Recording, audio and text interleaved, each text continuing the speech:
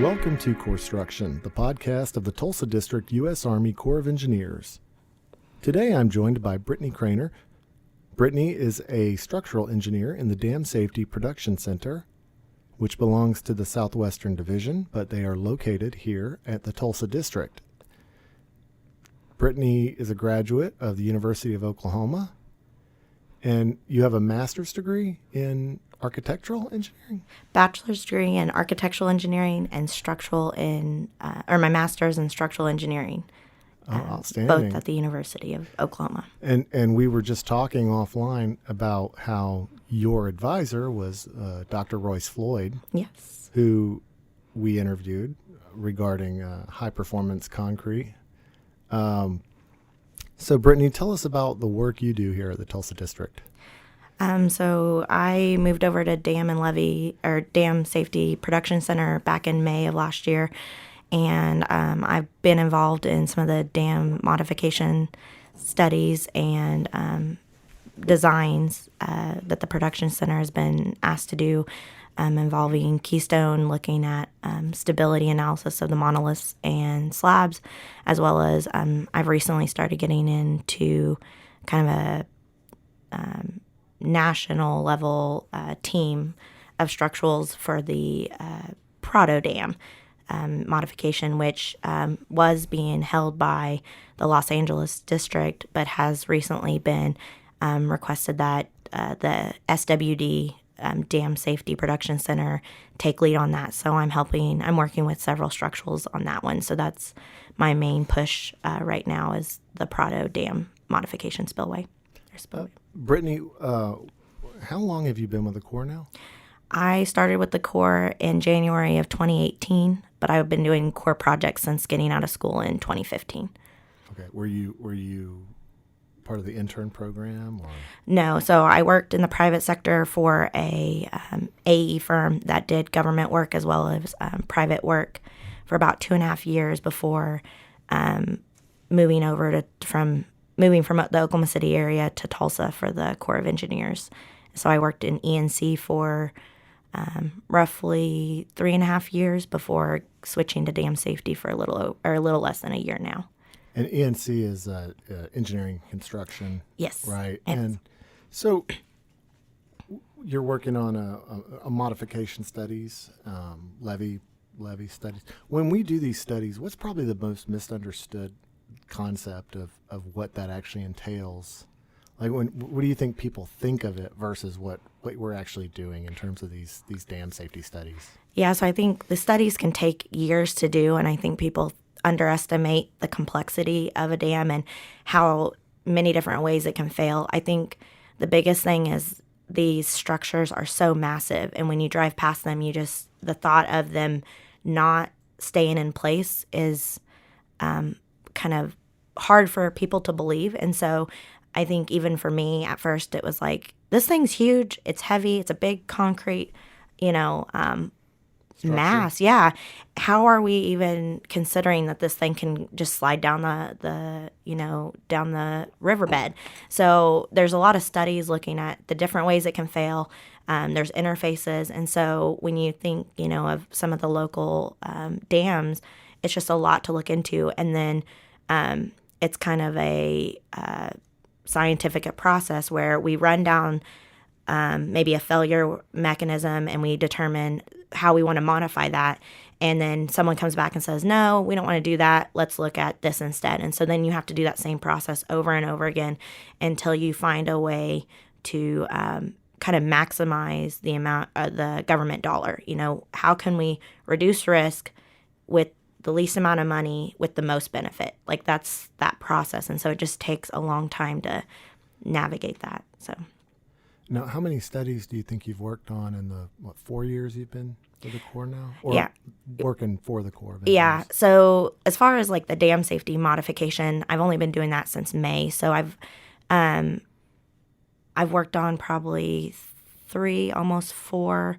They're current, together, they're concurrent, and they're not complete yet. And so I'm not the only structural that's working on those. It's a team effort, but there's only one that I'm kind of taking the lead on and running with. So about 4 or 5. For for the people who are into the civil work, who are civil engineers, right? When you say you're also a structural engineer, what additional education requirements go into that, or is there an additional certification for being a structural engineer versus being a civil engineer? Is it like with medicine where you have a general practitioner and then you have surgeon? Yeah, so or how it was explained to me as a visual is like civil engineering is an umbrella, and if you look at the PE test, which is the certification you get to be a professional engineer, and practice. If you were in the private sector, you would sign and seal projects and practice, and so there's kind of the two level of engineers once you get licensed, and so that umbrella is civil engineering, and then you have site civil, which typically is just shortened to just civil engineer. You've got your environmental, you have geotech, and then you have structural. So structural just has that emphasis.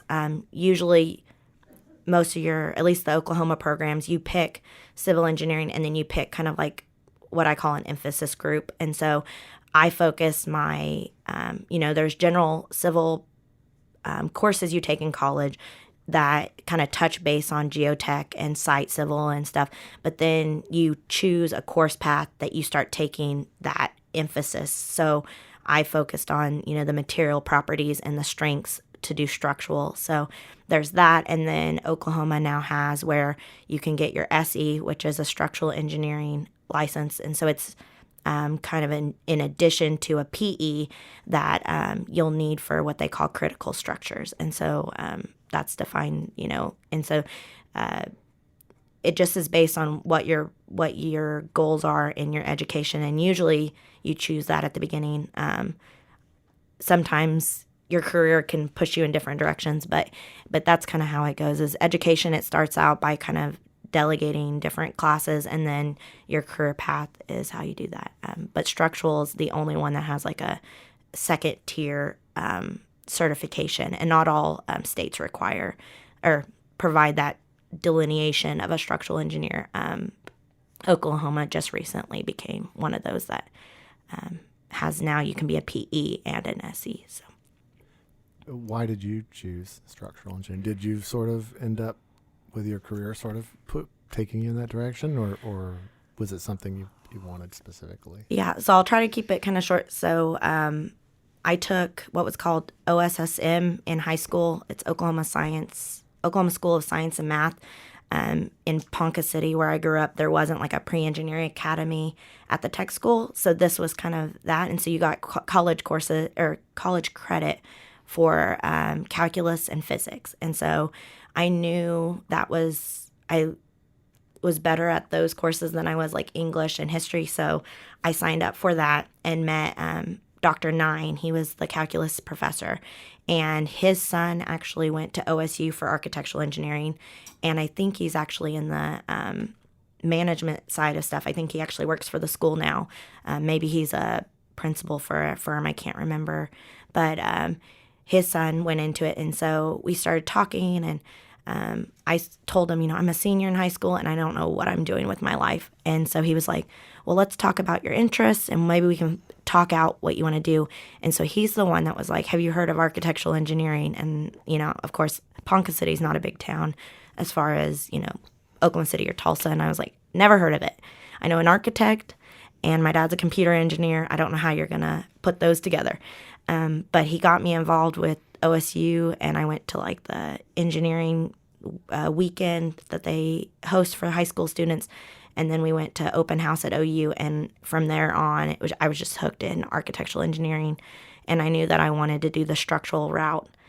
So I did the architectural degree versus doing a civil with a structural emphasis in my bachelor's to get out of wastewater treatment class. So that was solely why it's an architectural engineering degree. I just avoided the classes I just didn't think I'd be interested in. So wastewater treatment. Yeah, I did not want to be a part of that course. So like the hydrology, which is ironic because now I'm doing dam safety, which is all about hydrology. So now looking back, I'm like, I probably should have took that course instead of, electrical and HVAC. but you just never know where you're going. So my master's is where I focused more on the structural systems, and that's why I got my master's in structural engineering. Is I just wanted more diversity on the material properties that I was looking at. So that's kind of. Now, you spent time in the civilian or private sector, we say. What was that like? How long did you do that? 4 years? 2.5 years, yeah. Right out of college? Right out of college, yeah. That was right after you got your bachelor's or your master's? So I got my master's, went there, and spent most of my what we call engineering internship in the private sector. So right before I took the PEs, when I switched to the to the government side, to the Corps of Engineers. So it's different. Like it just. Like how? Can you give us just an example? Yeah, so I think the biggest thing is there's more of a hierarchy because you've got people that aren't licensed, you have people that are licensed, and then everyone's working up to being like, well, not everyone. Some people it's not the interest, but there's the interest to be an associate and a principal and kind of like getting more involved with the company, and you're buying into doing well because your paycheck is based off how well you do. And so that I think was the hardest for me to grasp when working in the private sector because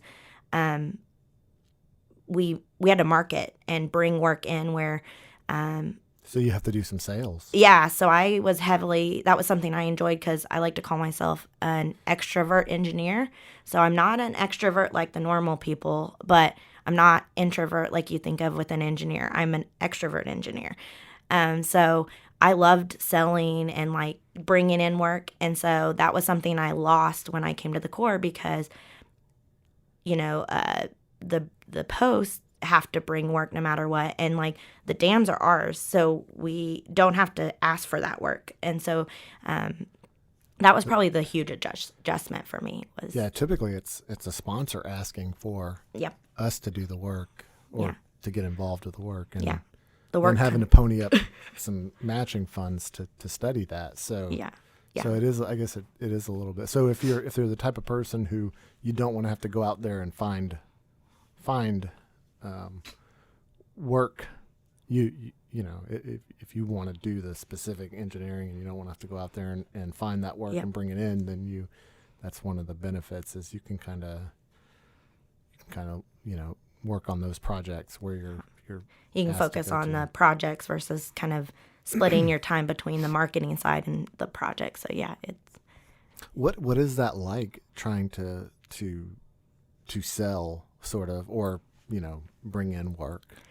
I enjoyed it. So my dad's a salesperson. He, he's a computer engineer that eventually became management and brought in the work. And so like 100% of his time was dedicated to marketing and bringing the work in. And then his subordinates would, make the products and fulfill the agreement.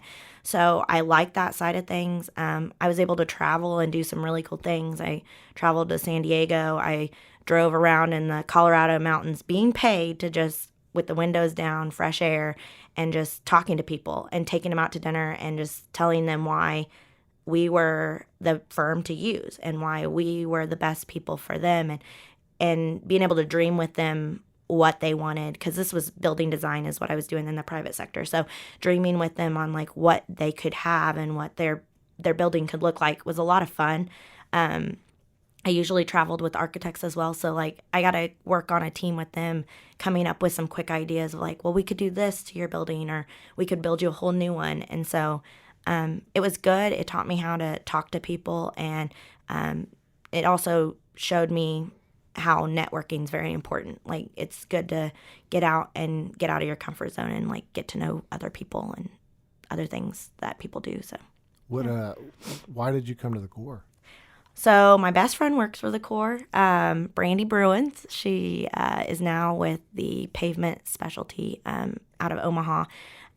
She's been trying from day one to get me to come straight out of school, but my husband had a good job, and so at the time it made sense to stay in Oklahoma City. I couldn't make that Tulsa move, but then once we had our first child and my husband started staying at home, it gave us that opportunity to move to Tulsa and for me to look at the Corps of Engineers as like a long-term employer. So that's kind of how I got here.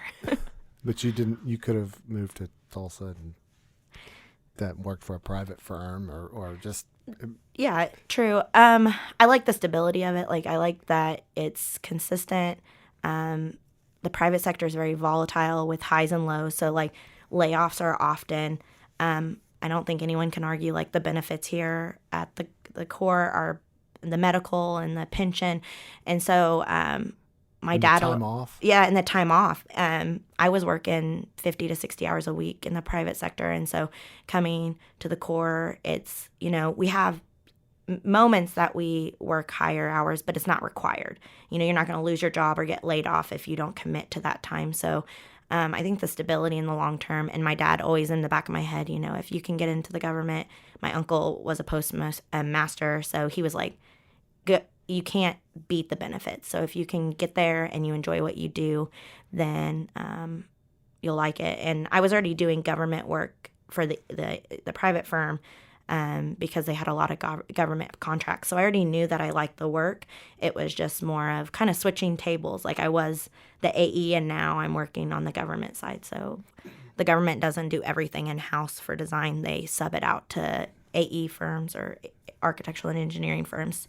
They do the design, and then the government does like reviews to make sure that they're compliant and that they're doing what we want, like what we think the product is for the client. So we're kind of the in-between between the sponsor and the AE firms. Does that get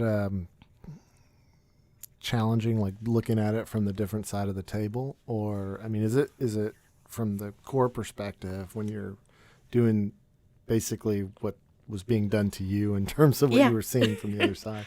What's that difference for you? I think it gives perspective. Like, you understand where they're coming from. You've been there.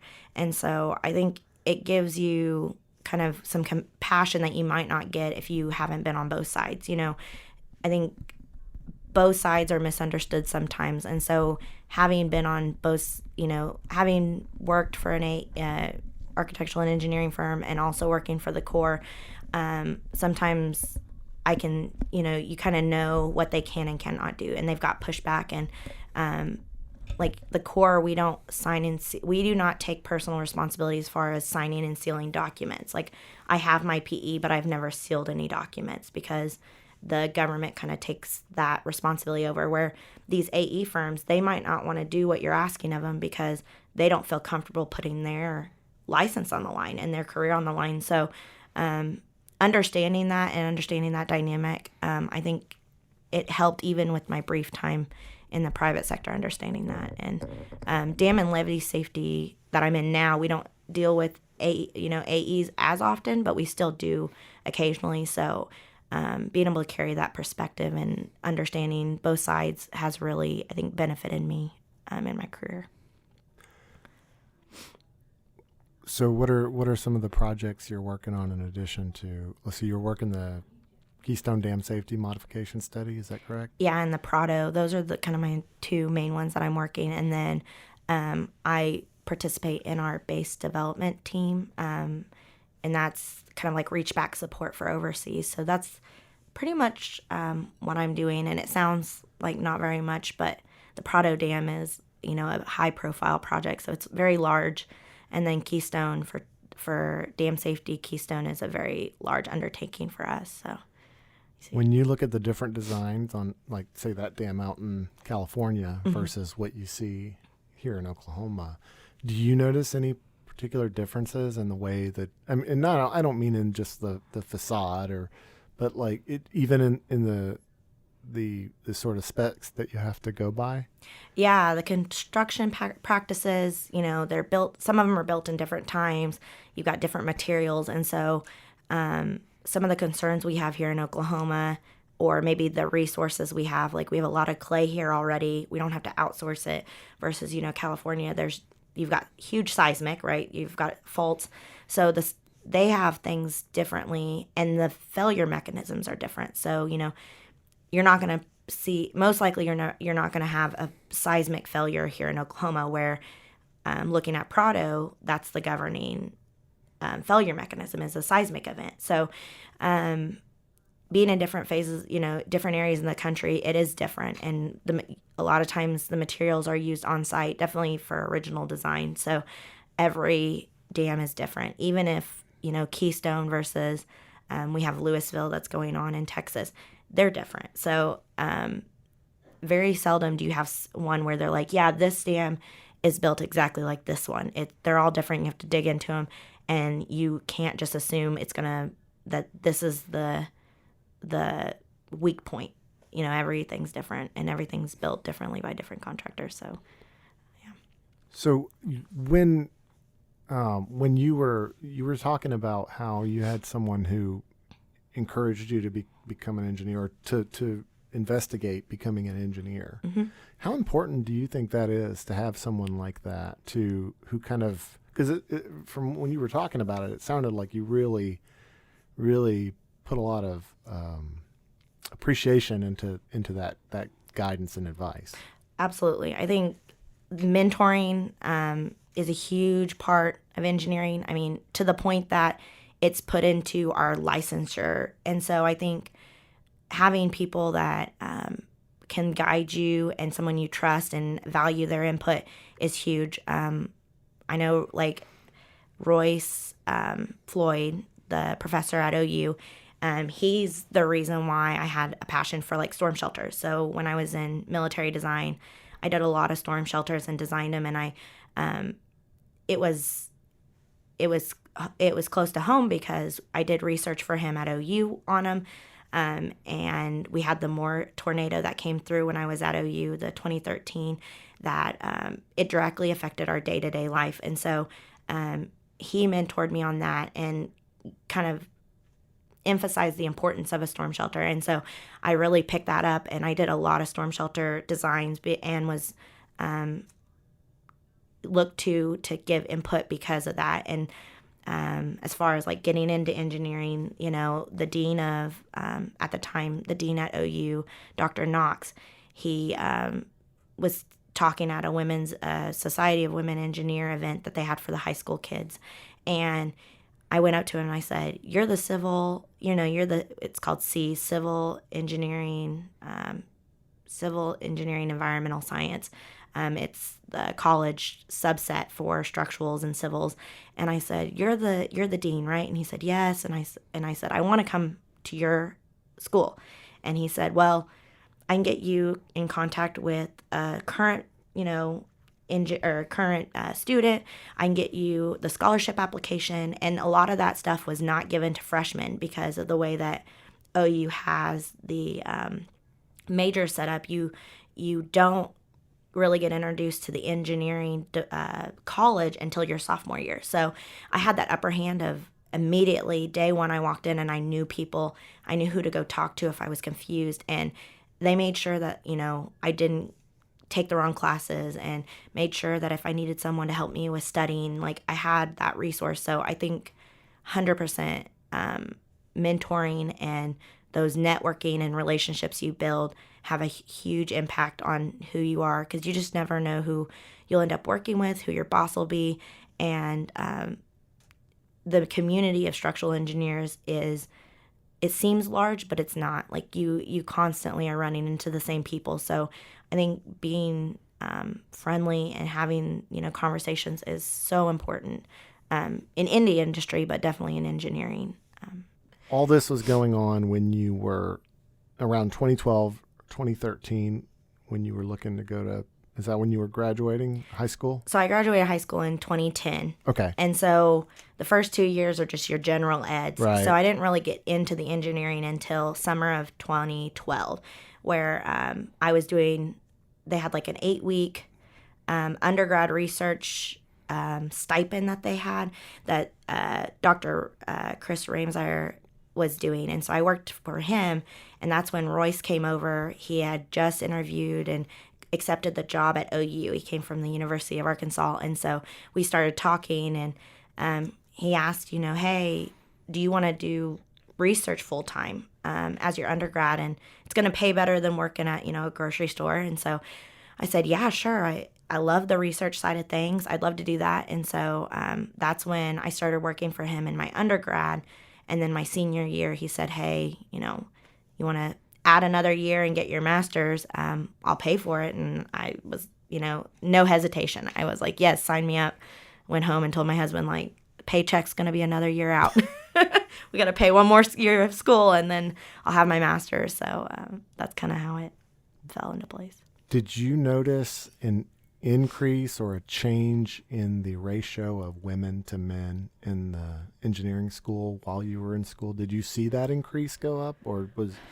Yeah, I would say it was very gradual. So, looking at, I had kind of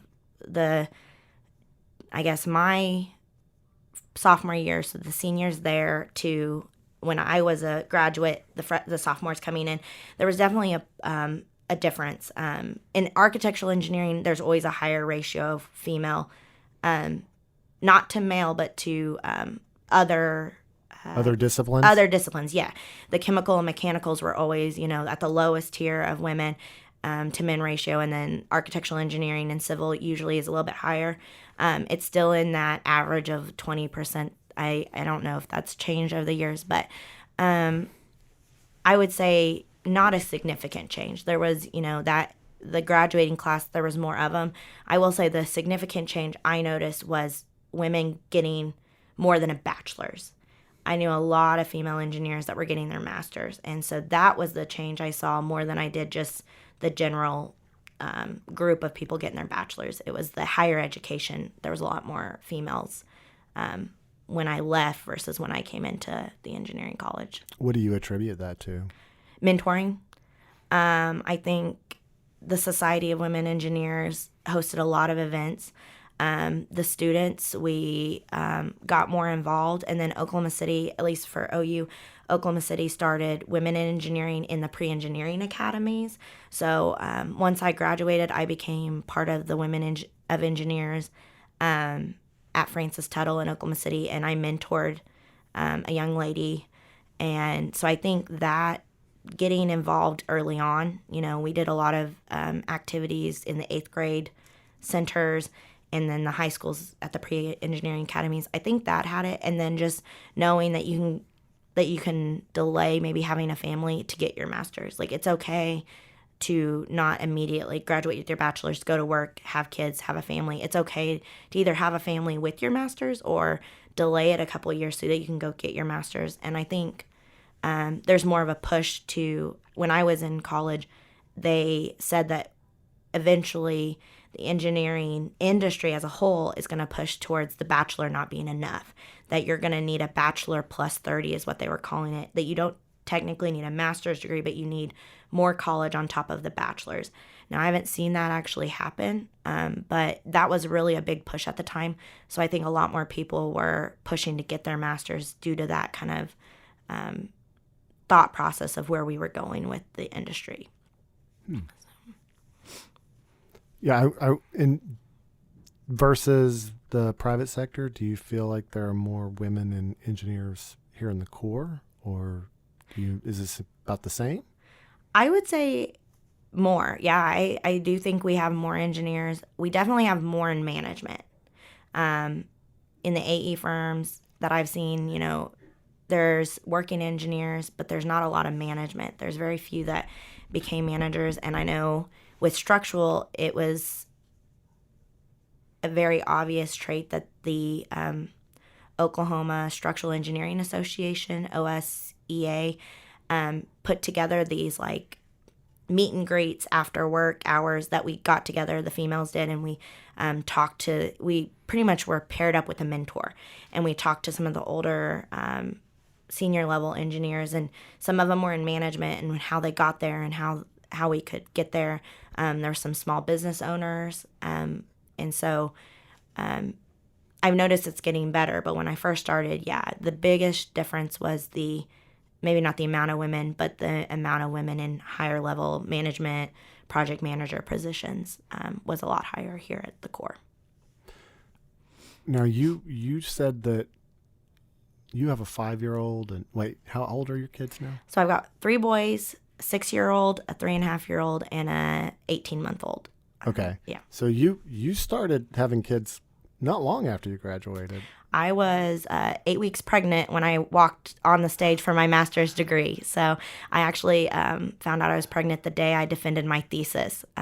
So yeah, it was, I mean, I had kids almost immediately after graduating from school. So yeah.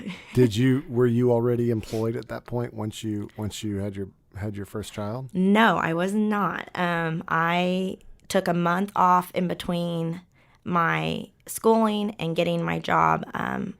Pretty much like my first trimester with my first kid, I was at home all day. So filling out resumes, trying to get a job. So yeah, I didn't have a job lined up.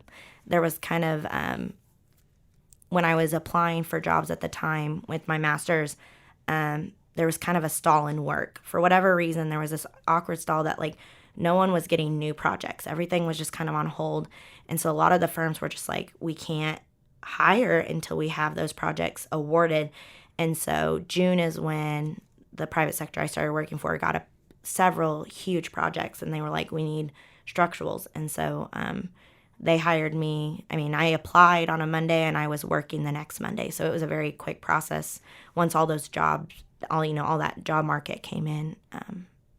So you'd spent all this time going to school, learning to be an engineer, and you had to delay it further. And I don't mean to make it sound like it was such a horrible thing because you're having a kid, and that's awesome. As a parent, I can say that. But was that somewhat scary, knowing that, oh no, I'm trying to get a job, and I think it's gotten a lot better as far as that concern, right? Yeah. I know my wife is we're about to have our third, and it's kind of a similar situation. She started a new job, and she was like looking for a new job while she was pregnant, and that was something that she expressed as a concern for her. Is that something you were worried about? Yeah, so a little bit, because in my mind it was like, I have a good GPA, I got my master's, I got my thesis, like I checked all the boxes. Now where's my job, and so there was a little bit of a concern. Luckily, we were living off my husband's income while I was in college. So that was probably why it wasn't a financial concern more than it was a career concern. Right. Like, and that's my question. Yeah. Right. Yeah. So the career concern, yes, it was like the further I get along, and then I have to take off for maternity leave. And now it's kind of a running joke because I actually took the job here at the Corps and found out I was pregnant the next day with my second kid. So my husband, when we found out we were pregnant with my third one, he's like, we're not changing jobs again, are we? It would be really nice if we just stay put. So I would say there was always a fear, but I knew at the end of the day, like, there's jobs, and you just have to be a little bit patient before you start. Right? Yeah, you just have to be patient. And I always just told myself, like, there's a plan. With the month delay with my first child, like, I didn't have to deal with the sleepiness of the first trimester and the morning sickness. Like, I was able to go straight into work, and I had all the energy from the second trimester, and it all worked out. So, like, I just had to keep telling myself, like, there's a reason, there's a purpose, calm down, because I am the type A personality where it's like I need to control everything. So my husband had to keep telling me, like, our house is paid for, we did it without your income before, like, it's going to work out, you're waiting for the right job to come by. And it did. It all timed out perfectly. And I worked for a great mentor, two great mentors in the private sector that taught me a lot in a little bit of time. And so I am internally grateful for them. And so it worked out in the end. So yeah, it was. Yeah. I'd hate to like ask that question and then your son hear that years later and be like, Mommy was worried about having? No. Yeah. I know that's always like a touchy, weird sort of Yeah. thing to dance around. But Yep. I mean, it's a concern when you want to have a career and Absolutely. and have children and be a mom or a parent, Now you have 3 boys. Yep. I think we were talking about this earlier because like I also have 2 and 1 on the way, and they're all boys. Yeah. So, Do you find that working for the Corps, you get a little bit more opportunity to spend time with them? Absolutely, yeah, because the private sector I worked for, they already took off government holidays. They had adopted that practice just because there's not a point in them working while the government wasn't open, being that their clientele was significantly, government based. So I always had those hours, but it was nice the flexibility that the Corps has. I can work an earlier shift so that I can spend most of my evenings with my kids. I can coach their soccer. I can be more involved. So I think, and I travel, but I don't travel as much for the Corps as I did for the private sector. So work-life balance at the Corps is definitely amazing in comparison to, most of your AE firms. So I love it. And trying to keep up with 3 boys, it's it's a necessity that my husband's like, you have to be home. You got to help me. They're crazy. So yeah. Yeah, kids are definitely. Yeah. So I was looking at the sheet I had you fill out before we do all this. Yeah. And you put the Serenity Prayer as your favorite quote, or why that quote? Well, yeah. Prayer quote, whatever. Yeah, I was gonna say a lot of people reference it to AA. I'm not in AA, even though there's nothing wrong with that. Mine is just the Type A personality. Like, I am a worrywart. I stress about things that I can't change, and my husband is the opposite. And I see how calm and in peace he is with not worrying about anything. And so, in college, one of my friends said, "Hey, this is your quote. This was written for you." And ever since then, I'm like, it is. I need to know when things are outside of my level of area, and it's okay to be outside of your comfort zone. And so that's just been my quote. And every time that I start stressing out, I have that actually saved on my phone, and I read it, and it kind of calms me. So that's where it came, I guess. There wasn't anything particular other than it kind of spoke to me. So, yeah. What have I not asked you that I should have asked you? You stumped me on that one. I don't know.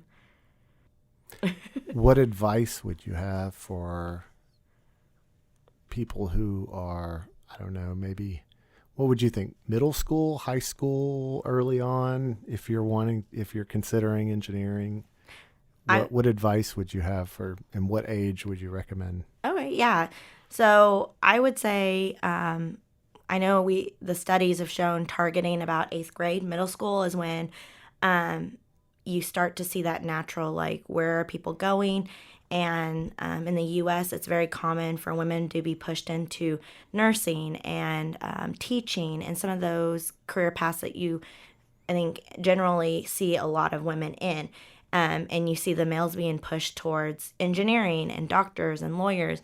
And so getting involved with the kids young and teaching them that it's okay, that there's someone that looks like you, and it's okay to try something new. I told my mentee from day one, I said, guess what? I think the average, change in major in college is 6. It's something extreme, more than 2, less than 6. I said, if you want to try engineering, try it. Take 1. Switch to something else. It is okay to switch if it doesn't make sense, but don't mark it off as not an option from day one. You might find that you really enjoy it. I mean, I came from Ponca City, Oklahoma, where there's not a lot of structure. I mean, I think I know of one structural engineer that he did structural, but he was more of an architect background. The town's just not building a lot of new things. So I didn't see engineers that looked like me. I didn't interact with people that did structural engineering. I didn't even know what structural engineering was until my 2nd semester in high school. I mean, it was very late on, but it just takes one person that talks to someone and says, hey, I think you'd be good at this, that it changes it. I mean, that's where I'm at. Is I would have probably ended up doing either physical therapy or law school, because that's just what was in Ponca. That's what I saw. That's made good money. I knew I wanted to be a career woman. Stay-at-home mom was not what I wanted. So I knew I needed to do something that could make a living to support a family. And so It just takes that one person to stop someone and say, hey, I think you'd be good at this and I think you should try it. So I always encourage, engineers to, even though we're introvert and it's hard to talk to young people, definitely if you feel like you can't relate anymore because you're older or, they're in a different phase of life, it's still good to talk to them. Talk to them about like what their interests are. That's what Dr. Nine did for me in high school. He just said, hey, you're really good at this math and science, but you really like the art side. Have you looked into architectural engineering? And we actually had a lot of those conversations at basketball games where we were doing the books for the girls' basketball team.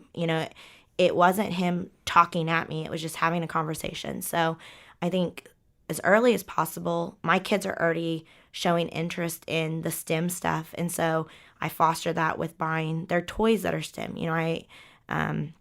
If there's any events that they want to go do, there's a lot more STEM programs at all ages now than it used to be. So I think just fostering that, and not just women, but just kids in general. Like if you see that they have a talent, talk to them about it. And if they really enjoy it, try to foster it and find maybe something that they would enjoy that maybe will lead to a career. I think the younger kids, they're smart. And there's no fear in them. A lot of them are starting their own business. So I think as a parent, it's important, and even as a mentor, if you get those opportunities, take them and try to influence young kids' lives. I love it. I still do it at any chance I get. I love the mentoring side of things. I like seeing just how excited they are for their future. So, it's uncomfortable for some people. It's not natural for them, but I would definitely encourage more people to take interest in the younger generations. Yeah, and I think most people, when they're looking at majors, the math, I guess, scares a lot of people. And there's some tropes about, I think they're very misleading because I remember growing up, I don't remember the girls being bad at math or really. In fact, I remember most of the girls that I knew were better at math than they tended to be the better math students. And then I don't know if they ended up in that route or not. Yeah.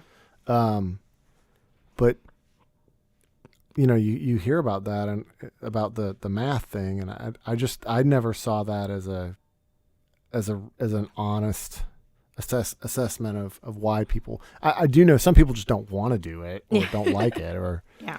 What's your take on that? I mean, did you see a difference in terms of who the students were who were better at the calculus or the trig or whatever? Yeah, so the higher math courses, the OSSM that I was a part of that was at the tech school, which is kind of the equivalent of pre-engineering academies that are in the Tulsa and Oklahoma City areas, we were 50-50 split. We had 3 girls and we had 3 boys.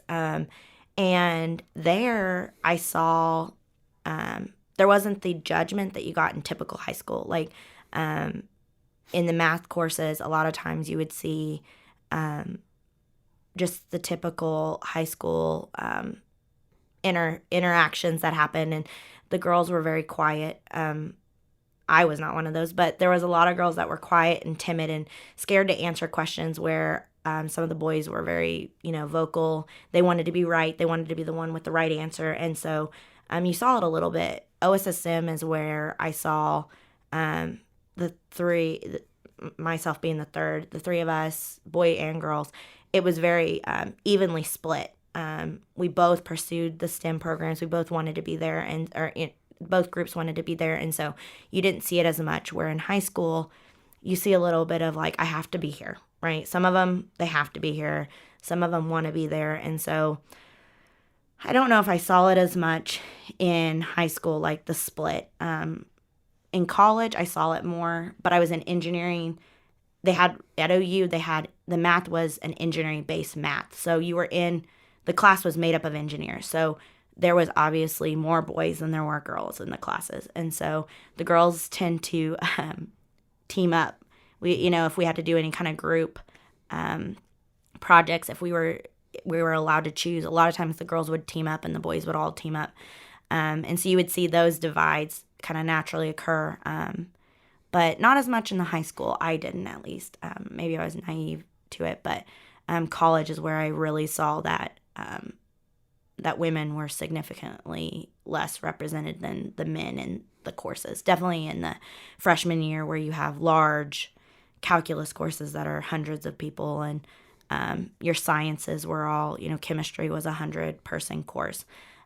It became less obvious once I got into the actual structural engineering courses, because there were 4 women and 6 men in my graduating class, a very small structural engineering civil class for my time. So it wasn't as obvious towards the later years of college. Yeah, that weeding out process. Yes, the weeding out process. That I mean, and people weed themselves out. Really, yeah. They get sidetracked too. Yeah. Well, Brittany, I really appreciate your time. Thank you for coming up to sit down with me and talk to me about the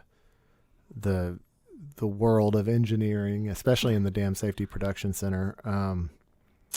Is there anything you'd like to add before we go? I just was going to thank you for your time, and this was my first podcast, so it was neat, and I look forward to hearing the final product.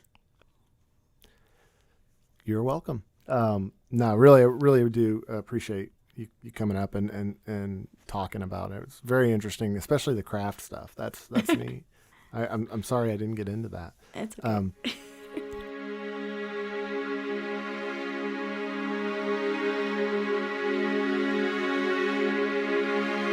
Thank you for joining us for Corpstruction. Corpstruction is a production of the Tulsa District, U.S. Army Corps of Engineers Public Affairs Office.